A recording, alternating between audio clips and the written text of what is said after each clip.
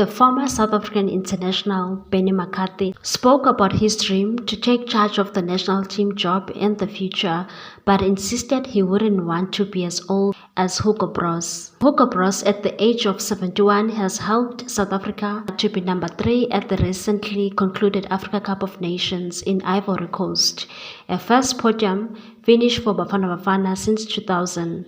Meanwhile, the Manchester United first team coach has never been shy about his ambitions of coaching Bafana Bafana and was even negotiating with SAFA before they opted for Broos. McCarthy told Itiski Times that he wants to take over Bafana Bafana when he is younger than Broos, wanting to take the national team to the FIFA World Cup.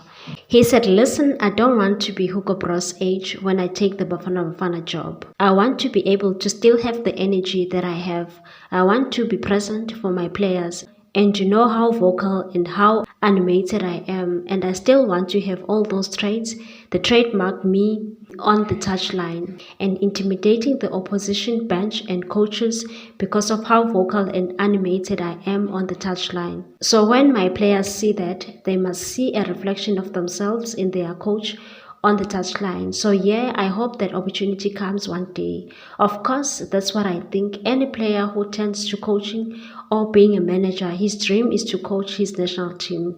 And for me, it's even more so. The fire is burning even more so because of the fact that South Africa has never qualified for the World Cup since 2010, or technically 2002, and that ghost is haunting me. So the more we are not involved in world football at the big stage, the more that is saying to me, I think maybe it's time to push the button on taking the national team, because I know I have what it takes. I can help our national team qualify for the World Cup, and not just qualify for the World Cup, but going far, going through the group stages and doing what Morocco and Ghana have done at previous World Cups. Please like, comment, share and subscribe for more sports news.